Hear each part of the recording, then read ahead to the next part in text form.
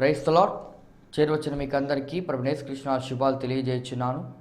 ఈ దినము కొరకు ఏర్పాటు చేయబడిన లేఖన భాగము అపోస్తుల కార్యములు 16వ అధ్యాయము 6వ వచనం. ఆసియాలో వాక్యము చెప్పకూడదని పరిశుద్ధాత్మ వారిని ఆటంకపరిచినందున వారు ఫ్రుగియ గలితియ ప్రదేశముల ద్వారా వెళ్ళిరి. మూసియా దగ్గరకు వచ్చి బితునియాకు వెళ్ళుటకు యత్నము చేసిరి గాని. Praise the lord. దేవునికి స్తోత్రం. హల్లెలూయా, హల్లెలూయా, హల్లెలూయా, స్తోత్రం. క్రీస్తునందున్న ప్రియ సహోదరి సహోదరులారా, మీ అందరికీ ప్రత్యేకమైన వందనాలు తెలియజేస్తున్నాను. శాంతి టీవీలో ప్రసారం అవుతున్నటువంటి ఆయన హెచ్చవలసి ఉన్నది, హీ మస్ట్ ఇంక్రీజ్ అనేటువంటి అనుదిన ఆత్మీయ ఆత్మీయ వాక్యాల వ్యాఖ్యాన కార్యక్రమానికి, అపోస్తుల కార్యములు వ్యాఖ్యాన కార్యక్రమానికి మిమ్మల్ని మీ కుటుంబ సభ్యుల్ని ప్రేమపూర్వకంగా ఆహ్వానిస్తున్నాం. దేవుని స్తోత్రం. హల్లెలూయా.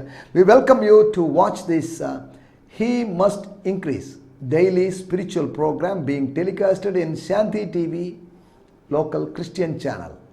దేవుని స్తోత్రం. హల్లెలూయా. దేవుని వాక్యం ద్వారా మనం ఆశీర్వదించబడతాం. దేవుని వాక్యము మనకు అవసరమైంది. దేవుని వాక్యము ఆహారము లాంటిది. దేవుని వాక్యానికి వేరువేరు పోలికలు చెప్పబడ్డాయి. దేవుని వాక్యం అద్దము లాంటిది. దేవుని వాక్యము నీరు లాంటిది. దేవుని వాక్యము అగ్ని లాంటిది. దేవుని వాక్యము బండను పగలగొట్టేటువంటి సుత్తి లాంటిది. దేవుని వాక్యము అని ఇలా వేరువేరు వాక్యాలు లేకపోతే వేరువేరు పోలికలు చెప్పబడ్డాయి. దేవుని వాక్యము తేనె లాంటిది. మన ఆత్మీయ జిహ్వకు, మన ఆంతర్య జిహ్వకు అది ఎంతో రుచికరమైన మధురమైనటువంటిది. కానీ దేవుని వాక్యము అద్భుతం. God's word is wonderful. దేవుని వాక్యము మన సౌందర్యాన్ని పెంచేటువంటి తైలం లాంటిది. దేవుని వాక్యం పాల లాంటిది. దేవుని వాక్యం అన్నం లాంటిది. దేవుని వాక్యం మాంసం లాంటిది. బలమైన ఆహారం మాంసం. దేవుని స్తోత్రం. హల్లెలూయా. కాబట్టి దేవుని వాక్యాన్ని మనం కలిగి ఉన్నాం. దేవుడు మనకు వాక్యాన్ని ఇచ్చాడు. దేవుడు తన వాక్యమును యాకోబుకు బయలుపరచను. ఏ జనమునకు ఇలాగూ ఆయన చేయలేదు. స్తోత్రం. హల్లెలూయా. కాబట్టి దేవుడు వాక్యాన్ని మనకు బయలుపరిచాడు. యాకోబుకే బదా బయలుపరిచింది. యాకోబు కంటే ఆదికాండం 32వ అధ్యాయంలో పద్దనారాము నుంచి తిరిగి వస్తున్నప్పుడు బయలుపరిచాడని కాదు దాని అర్థం. యాకోబుకు బయలుపరిచాడంటే ఇశ్రాయేలుకి, యాకోబు జనాంగానికి. 147వ కీర్తనలో ఆ మాట చెప్పే సమయానికి యాకోబు లేడు. యాకోబు జనాంగానికి, ద జనరేషన్ ఆఫ్ జేకబ్, లేదంటే ఇజ్రాయేలు జనాంగానికి దేవుడిచ్చిన ధర్మశాస్త్రాన్ని ఉద్దేశించి, దేవుని మాటలను ఉద్దేశించి ఆ మాటలు చెప్పారు. మోషే ద్వారా లేదా దేవదూతల ద్వారా అనుగ్రహించబడిన ధర్మశాస్త్రము అని చెప్పబడినది అది వాక్యం.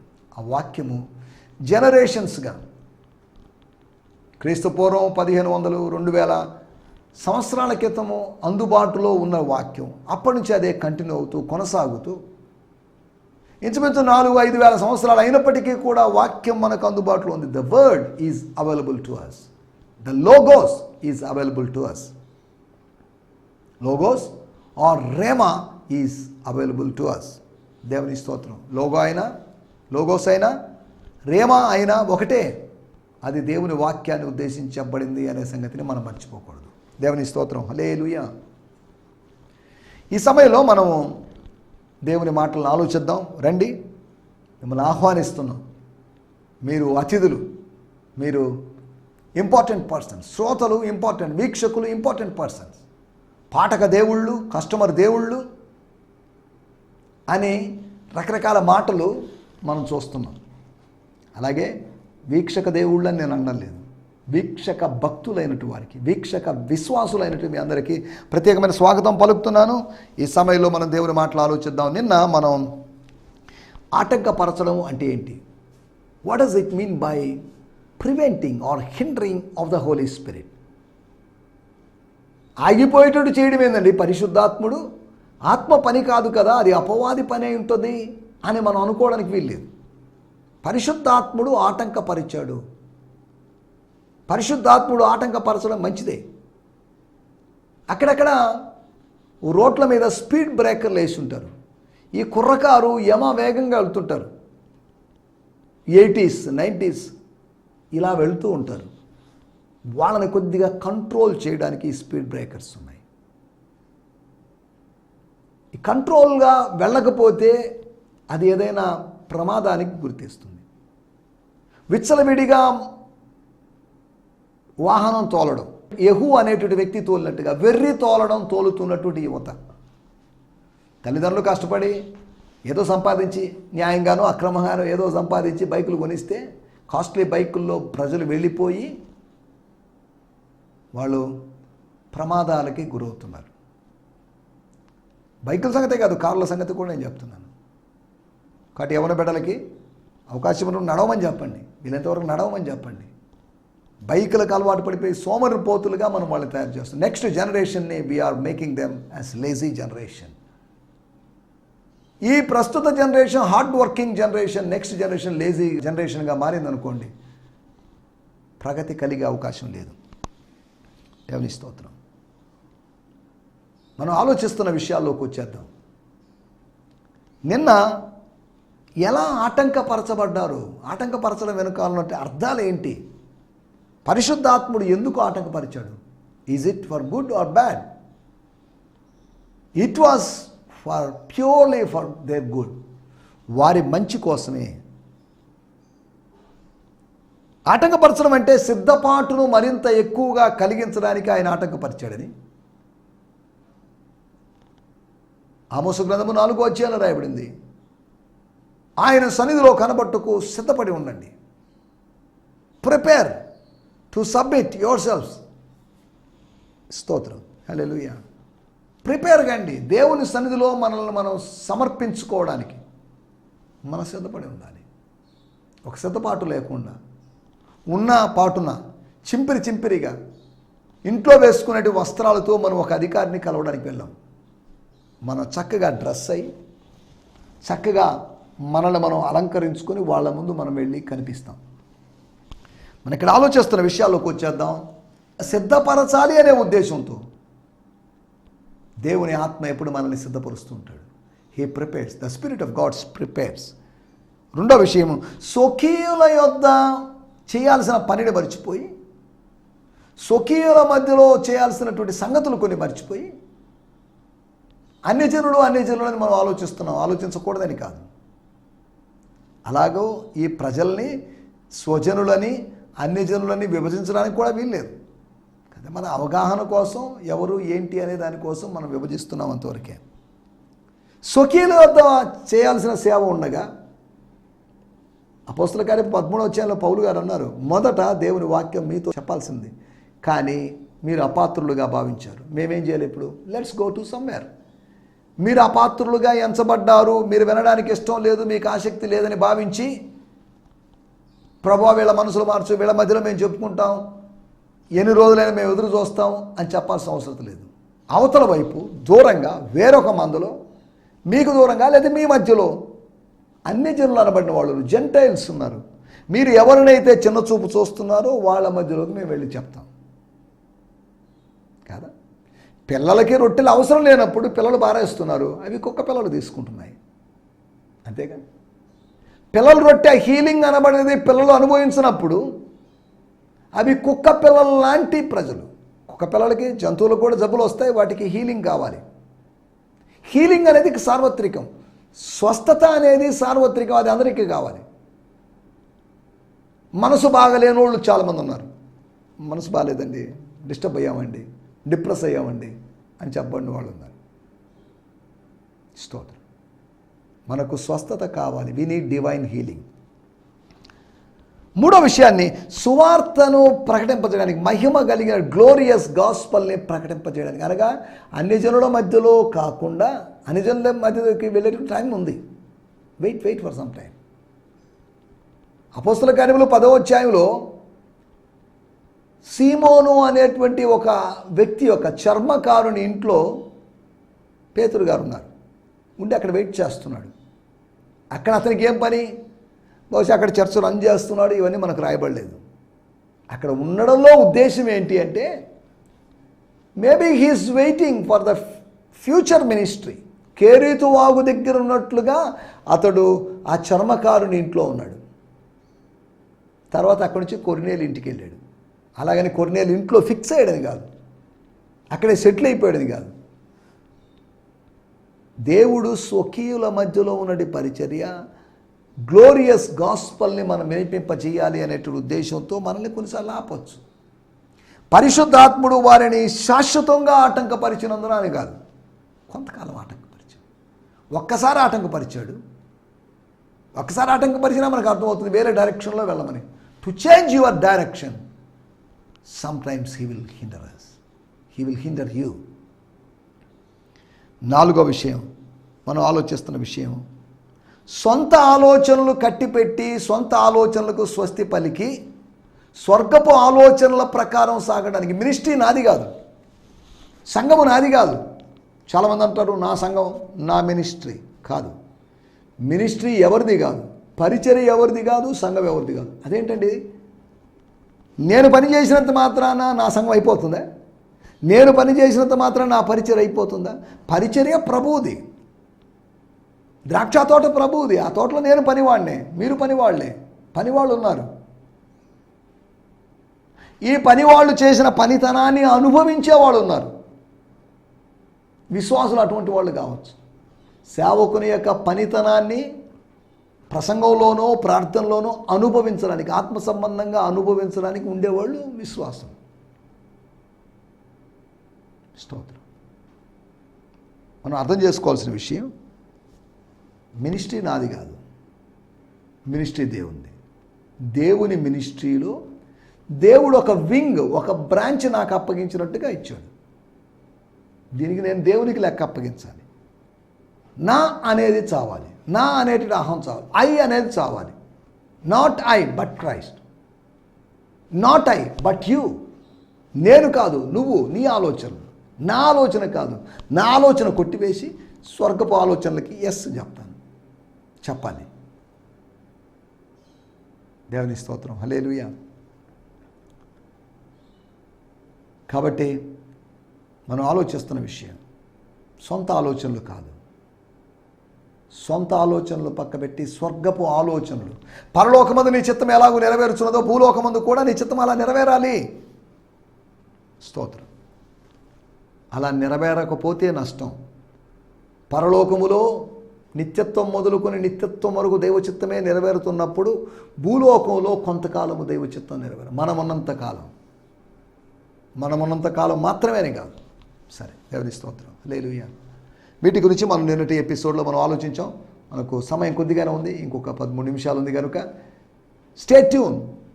ఎవరు దాటిపోవద్దు, ఎవరు ఆగిపోవద్దు, ఎవరు ఛానల్ మార్చొద్దు. దేవుని స్తోత్రం. ఒకవేళ కరెంట్ పోయినా పర్లేదు, మీ మొబైల్లో ఛార్జింగ్ ఉంటుంది కాబట్టి యూట్యూబ్ నుంచి దీన్ని కంటిన్యూ చేయొచ్చు. టీవీ సెట్లో చూస్తున్నవారు కరెంట్ పోతుందని బాధపడుతున్నట్లయితే అలా బాధపడాల్సిన అవసరం లేదు. ఎలాగో మొబైల్స్లో ఉదయం లేచిన దగ్గర ఛార్జింగ్ పెట్టుకొని ఉంటారు కాబట్టి మొబైల్స్లోంచి యూట్యూబ్లోంచి మీరు దీన్ని కంటిన్యూ అయిపోవచ్చు. సరే, దేవుని స్తోత్రం. మన ధ్యానం నిమిత్తమై అపోస్తుల కార్యములు 16వ అధ్యాయము 6వ వచనం. ఆసియాలో వాక్యం చెప్పకూడదని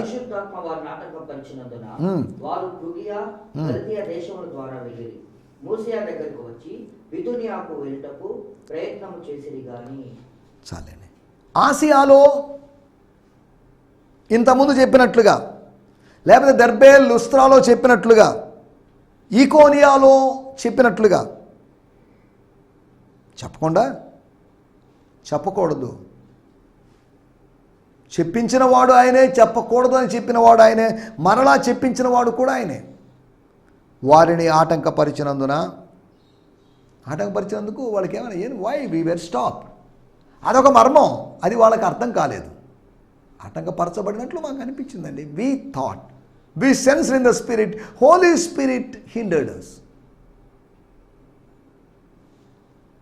ఆయన ఆటంకపరిచినందున వారు ఆసియా దేశం అని అనలేము, ఆసియా ప్రాంతం. వారు ఆ ప్రాంతమును విడిచి ఫ్రుగియా, గలతియా ప్రదేశముల ద్వారా వెళ్ళిరి. ఏ విధంగా దెర్బే లుస్త్రాలో మీదుగా వెళ్ళారో అలాగే ఫ్రుగియా అండ్ గలేషియన్ రీజియన్స్ మీదుగా వెళ్ళారు. మూసియా దగ్గరికి వచ్చారు. మైసియా అని చెప్పబడిన ఈ స్థలం దగ్గరికి వచ్చి అక్కడ కొద్ది వర్క్ చేసి ఉంటారు, అది రాయబడలేదు అక్కడ. ఆ వర్క్ చేసిన తర్వాత ఒక అనుకున్నారు, మూసియాలో దేవుని వాక్యము బోధించబడింది, లెట్స్ గో టు బితూనియా అని భావించారు. అక్కడికి రాయబడిన మాట, తర్వాత మాట, యేసు యొక్క ఆత్మ వారిని వెళ్ళనివ్వలేదు. అంతటా వారు మూసియాను దాటిపోయి త్రోయకు వచ్చింది. బితూనియా కాదు, మూసియాలో నుంచి, మైసియాలో నుంచి వాళ్ళు త్రోయకు వెళ్ళిపోయారు. దేవుని చిత్తాన్ని కాదనుకొని తర్షీషుకు వెళ్ళాలనుకున్నాడు. జొప్పా నుంచి, యొప్పే నుంచి తర్షీషుకు వెళ్ళాలనుకున్నాడు. No, Tarshish is not in my plan. నా మనసులో ఉన్న plan Nineveh. Go to Nineveh. Nineveh అయిపోయిన తర్వాత తర్షీషు ఆలోచిద్దామా లేదా, లేకపోతే దాని గురించి మళ్ళీ ఆలోచిద్దామని దేవుడు చెప్పినట్టుగా లేదు. నీకు నేను ఇచ్చినట్టు assignment, your assignment is for Nineveh. అష్షూరు సామ్రాజ్యం నిర్మాణమైనటువంటి నిమ్రోద్ యొక్క జ్ఞాపకాలతో కూడుకున్నటువంటి ఆ నగరం, ఆ ప్రాచీన నగరాన్ని యు షుడ్ రీచ్. నీ పితరుడైనటువంటి అబ్రహాము తిరిగిన నగరం అది. స్తోత్రం. అది నిజం నగరమే. అబ్రహాము అష్షూరుకి వెళ్ళినట్టు మనకు ఆధారం లేదు. కానీ ప్రజలు అష్షూరు చెరలోకి వెళ్ళారు. ప్రజలు అష్షూరు చెరలోంచి బయటపడ్డారు. ఈ సందర్భంలో, యోనా గ్రంథ సందర్భంలో వాళ్ళు చెరలోంచి బయటకు వచ్చారు, చెరలో వెళ్ళబోతున్నారు, మనకు తెలియదు కానీ ఖచ్చితంగా చెప్పలేం. కానీ మనం కొద్దిగా సెర్చ్ చేస్తే, మనం రెఫర్ చేసుకుంటే మనకు ఆధారం దొరుకుతుంది. నా పాయింట్ ఏంటి అంటే, అసిరియన్ క్యాపిటల్ అయినటువంటి నినివేకి వాళ్ళని పొమ్మంటే తర్షీషుకి వెళ్ళాలనుకున్నాడు. నినివే అనేది గాడ్స్ ప్లాన్, తర్షీషు అనేది మనిషి యొక్క, ప్రవక్త యొక్క ప్లాన్. ప్రవక్త ప్రణాళిక ఫలించకూడదు, ప్రభు యొక్క ప్రణాళిక మాత్రమే ఫలించాలి. సరే, దేవుని స్తోత్రం, హల్లెలూయా. ఆటంకాలు వచ్చాయి. మన టైటిల్ ఆటంకాలు. నిన్న మొన్న 3 ఎపిసోడ్లో కూడా 16వ అధ్యాయము 6వ వచనం నుంచే మనం ఆలోచిస్తున్నాం. అనగా మొన్న 16వ అధ్యాయం 6వ వచనం నుంచి 6 పాయింట్లు, దాన్ని ఆధారంగా చేసుకుని 6 పాయింట్లు, నిన్న 4 పాయింట్లు, ఈరోజు 4 పాయింట్లు. అనగా ఇంచుమించు ఈ వచనాన్ని ఆధారంగా చేసుకుని 14 పాయింట్లు మీకు చెప్పినట్టు అవుతుంది. దేవుని స్తోత్రం, హల్లెలూయా. పాయింట్లు ఎన్నైనా చెప్పొచ్చు. ఆ పాయింట్ని మనం రిసీవ్ చేసుకోవడం, ఆ పాయింట్ని అప్లై చేసుకోవడం అనేది ప్రాముఖ్యమైన విషయం. ఈ పాయింట్స్లో ప్రిన్సిపల్ ఉంటుంది. ఈ పాయింట్స్లోని ప్రిన్సిపల్ని బట్టి మనకు పవర్ దొరుకుతుంది. గాడ్స్ మెసేజ్ ఏదో ఉంది, ఆ మెసేజ్ మనం మర్చిపోకూడదు. అదొక కోడ్, డీకోడ్ చేసుకొని ఆ మెసేజ్ని మనం రిసీవ్ చేసుకోవాలి. దేవుని స్తోత్రం, హల్లెలూయా. మన టైటిల్ ఆటంకాలు. ఆటంకాలు లేవా? అభ్యంతరాలు లేవా? ఉన్నాయి. మత్తయి సువార్త 18వ అధ్యాయంలో రాయబడింది, అభ్యంతరాలు అనేవి ఉంటాయి. అభ్యంతరాలు లేక మానవు. కానీ ఎవరి వలన అభ్యంతరాలు కలిగాయో వానికి శ్రమ. అభ్యంతరాలకు కారణమైన వ్యక్తి అయితే శ్రమ పడతావు, హింస పడతావు, అవమానానికి గురవుతావు. ఒకవేళ నీ వలన అభ్యంతరం కలగలేదా, దేవునికి స్తోత్రం, అది ఆశీర్వాదమే. అభ్యంతరం ఆశీర్వాదకరం కాదు, కానీ అభ్యంతరంలో నుంచి నువ్వు ఆశీర్వాదంలోకి ప్రయాణం చేయొచ్చు. స్తోత్రం, హల్లెలూయా. ఆటంకాలు 4 విధాలుగా కలిగే అవకాశం ఉంది. వాటి గురించి మనం మాట్లాడుకోబోతున్నాం. మొట్టమొదటిది, ఆటంకము అనేది ఆత్మ ద్వారా జరిగింది. ఇప్పటికీ జరిగిందా అంటే, జరుగుతుందా అంటే జరుగుతూ ఉండొచ్చు. కొంతమందిని పరిశుద్ధాత్మ దేవుడు ప్రొహిబిట్ చేశాడు, అక్కడికి వెళ్ళొద్దు, వేరే చోటకి వెళ్ళండి అన్నట్టుగా. యేసు యొక్క ఆత్మ 7-8 వచనాల్లో వారిని వెళ్ళనివ్వలేదు. ఆత్మ ద్వారా ఆటంకాలు కలుగుతాయి. పరిశుద్ధాత్మ ద్వారా, దేవుని ఆత్మ ద్వారా ఆటంకాలు కలుగుతాయి. మన నాలెడ్జ్ పరిమితం, ఆయన నాలెడ్జ్ అనంతం. మన యొక్క జ్ఞానం పరిమితమైంది, కొద్దిగా ఆలోచించగలం. కానీ మన జ్ఞానానికి it's beyond our wisdom, our understanding, పరిశుద్ధాత్ముని యొక్క జ్ఞానం. అందుకని ఆయన చెప్పింది బెస్ట్ అయి ఉంటుంది, మనం చేసేది వర్స్ట్ అయి ఉంటుంది. దేవుని స్తోత్రం. ఆత్మ ద్వారా ఆటంకపరచబడ్డారు. ఆటంకపరచబడ్డారు అంటే వాళ్ళు ఏదో అపరాధంలో ఉన్నారు, వాళ్ళు ఏదో ఘోరమైన తప్పులు చేశారు, అతిక్రమం చేశారని వ్యాఖ్యానించడానికి వీల్లేదు. ఇది ఆయన మినిస్ట్రీ, ఇది హోలీ స్పిరిట్ యొక్క మినిస్ట్రీ.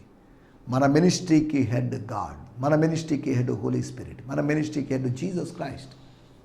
మనం కాదు హెడ్లో, మనం ఆర్గాన్స్ అంతవరకే, బాడీలో పార్ట్స్ అంతవరకే. He's the head. సంగమునకు శిరస్సు ఆయన ఉన్నాడు, పాస్టర్ కాదు శిరస్సు. సంగమునకు శిరస్సు ప్రభువే. దేవుని స్తోత్రం. మనమందరం ఎవరమైనా సరే, సేవ చేసేవాళ్ళైనా విశ్వాసులైనా కానీ వాళ్ళందరూ శరీరంలో అవయవాలనే సంగతిని మీకు గుర్తు చేస్తున్నాను. ఆటంకాలు ఒకటి ఆత్మ ద్వారా కలుగుతాయని, రెండవది 16వ అధ్యాయము 3వ వచనం. అతడు తనతో కూడా బయలుదేరి రావాలని పౌలు కోరి, అతని తండ్రి గ్రీసు దేశస్థుడని ఆ ప్రదేశంలోని యూదులందరికీ తెలియను కనుక వారిని బట్టి అతన్ని తీసుకొని సున్నతి చేశాను. సున్నతి చేసి వెంటనే వాళ్ళు బయలుదేరి వెళ్ళారని కాదు, ఆగారు. జరిగిన సున్నతిని బట్టి, సున్నతి వలన కలిగిన గాయాన్ని బట్టి. ఆ సున్నితమైనటువంటి ఆ గోప్యాంగ చర్మము తొలగింపు వలన కలిగినటువంటి గాయం మానాలి అంటే ఇట్ టేక్స్ సమ్ టైం. కాబట్టి ఆగారు. యెహోషువ గ్రంథము 5వ అధ్యాయం 8వ వచనంలో స్వాస్థ్యములోకి ప్రవేశపెట్టడానికి ముందు దేవుడు తన ప్రజల సున్నతి అనేదాన్ని కూడా ఇష్యూగా చేశాడు. వాళ్ళు సున్నతి పొందాల్సిందే. సున్నతి ఏముంది ప్రభా, స్వాస్థ్యంలో ప్రవేశపెడతాం అని యెహోషువ అనుకుంటే యెహోషువ పక్కదారి పట్టినట్టే. వాళ్ళు జనులందరూ సున్నతి పొంది ఆ సున్నతి వల్ల కలిగిన గాయం వల్ల బాధలో ఉంటే వాళ్ళు కొన్ని రోజులు ఆగారు. మరికొన్ని రోజులు డిలే అయింది. వాగ్దాన దేశాన్ని చేరుకోవడం, ఎంటర్ కావడం అనేది ఆ బార్డర్లో కూడా వాళ్ళకి హిండ్రన్స్. ఆచారాల ద్వారా కూడా మనకు హిండ్రన్సెస్, సంస్కారాల ద్వారా మనకు హిండ్రన్సెస్. ఈ సున్నతి సంస్కారము అనే మాట యోహాను సువార్తలో ఉంది. సంస్కారం, ఆచారం, ట్రెడిషన్, లేకపోతే ఆజ్ఞ, ఇంకేదైనా కావచ్చు. స్తోత్రం. ఇక్కడ గమనించండి, ఒకటి ఆత్మ ద్వారా పరచబడవచ్చు. రెండోది ఆచారం ద్వారా. సున్నతి అనేటువంటి ఆచారం అది బాహ్యమైనటువంటి ఆచారం, మనము ఆంతర్యములో ఆచరిస్తున్నాం. శరీరమును ఆస్పదము చేసుకొనక ఆత్మలో ఆరాధించు మనమే సున్నతి పొందిన వారం, సున్నతి పొందిన వారితో సమానం, ఈ ఛేదన ఆచరించు వారం మనం అని పౌలు గారు చెప్పిన మాటలు మనం ఫిలిప్పీ పత్రికలో చూడగలం. స్తోత్రం. హల్లెలూయా. మనం ఆలోచిస్తున్న విషయం, రెండో విషయం, ఆచారము ద్వారా ఆటంకపరచవచ్చు. ఆచారం పూర్తిగా ఆటంకపరుస్తుందని కాదు, కాస్త ఆటంకపరచబడ్డారు. మూడో విషయాన్ని నేను మీకు జ్ఞాపకం చేస్తాను. 16వ అధ్యాయము 15వ వచనం. ఆమె ఇంటి వారు బాప్తిసం పొందినప్పుడు ఆమె నేను ప్రభువునందు విశ్వాసము గలదానని మీరు ఎంచితే నా ఇంటికి వచ్చి ఉండండి, కొన్ని రోజులు ఉండండి, మా ఇంట్లో గడపండి. You spend some time at my home. మా ఇల్లు విశాలమైందే. ఎవరెవరున్నారు? పౌలు, శీల, తిమోతి, ఇంకా ఎవరైనా యాడైన మీ ముగ్గురో లేకపోతే 3+ సంథింగ్, ఎవరైతే ఏమి కొన్ని రోజులు ఉండొచ్చు కదా. నా మీద నమ్మకం లేదా, నేను విశ్వసించలేదని మీరు అనుకుంటున్నారా అని ఒక సెంటిమెంట్ మాట్లాడింది లుదియా.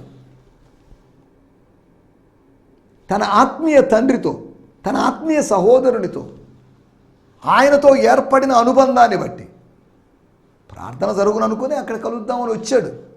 కానీ పరిస్థితులు తారుమైనని అక్కడ ఆమె హృదయం తెరవబడింది, ఆమె షాపు తెరవబడింది, ఆమె యొక్క దుకాణం తెరవబడింది. అదే సమయంలో ఆమె హృదయం తెరవబడింది. తర్వాత ఆమె ఇల్లు తెరవబడింది. దేవుని స్తోత్రం. హల్లెలూయా. పౌలు గారు ఏదో కొనుక్కోవడానికి కూర్చుంటారేమో అనుకున్నారు. ఊదారంగు పొడి కొనుక్కుందామని వచ్చాడు. కానీ ఉపదేశించేటువంటి, పరలోకానికి చేర్చేటువంటి, ఊర్ధ్వలోకానికి నడిపించేటువంటి యేసును సొంతం చేసుకోగలిగింది. ఊదారంగు పొడి కన్నా శ్రేష్టమైనటువంటి క్రీస్తును పొందుకుంది. ఊదారంగు పొడి కన్నా శ్రేష్టమైనటువంటి, ఊదారంగు వస్త్రముల కన్నా శ్రేష్టమైనటువంటి క్రీస్తును తాను ధరించగలిగింది. దేవుని స్తోత్రం.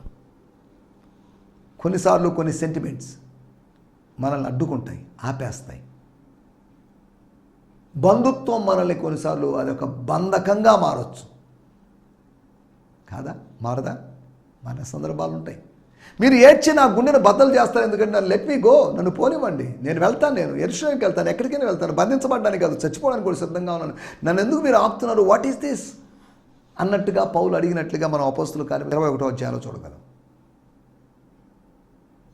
స్తోత్రం, హల్లెలూయా. అభిమానం కొన్నిసార్లు ఆటంకాల్ని కలిగిస్తుంది. అనుబంధమో లేకపోతే అభిమానమో మనకు కొన్నిసార్లు ఆటంకంగా మారచ్చు.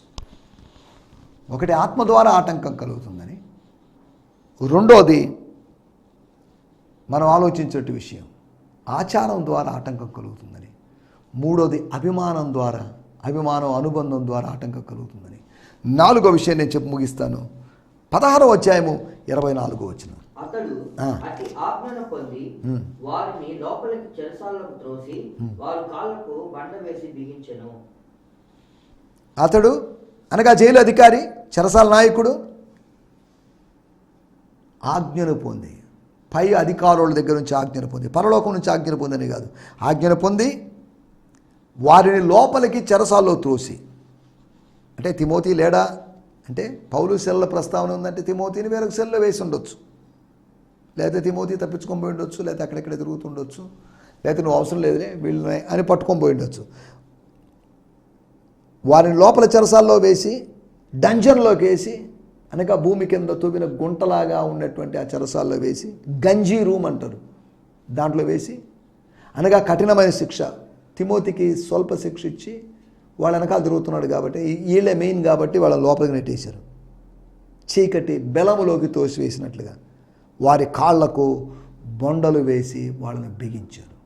నడవలేని విధంగా, తప్పించుకోలేని విధంగా, పారిపోలేని విధంగా కాళ్ళు రెండు బిగించబడ్డాయి. సరిగా నడవలేరు, పరిగెత్తలేరు, మెల్లగా నడవమంటే నడవచ్చు. వాళ్లకు కలిగినటువంటి ఆపదల ద్వారా ఆటంకపరచబడ్డారు. అధికారుల యొక్క ఆజ్ఞ ద్వారా ఆటంకపరచబడ్డారు. లోకం ద్వారా పరచబడతాం, అన్ని జనుల ద్వారా ఆటంకపరచబడతాం. మనకెన్ని ఆటంకాలు కలిగినా ఆటంకాలన్నింటినీ అధిగమించి ఆటంకాలన్నింటిలో కూడా అద్భుతమైన విజయం సాధించి ముందుకు సాగడానికి ప్రభు మనకు సహాయం చేయనుగాక. ఆమేన్, హల్లెలూయా, హల్లెలూయా. ఈ సందేశము మీకు ఆశీర్వాదకరంగా ఉందని నమ్ముచున్నాము. ప్రార్థన అవసరతల కొరకు మమ్మల్ని సంప్రదించవలసిన మా చిరునామా గిద్యోన్ మిషన్ చర్చ్, 6వ వీధి, శాంతినగర్, నెల్లూరు 4, ఆంధ్రప్రదేశ్. పిన్ 524004. మా ఫోన్ నంబర్లు 7036443613 మరి ఒక నంబర్ 9392293010. మా ఈమెయిల్ ఐడి gfihmi2015@gmail.com. దేవుడు మిమ్మును ఆశీర్వదించునుగాక. ఆమేన్.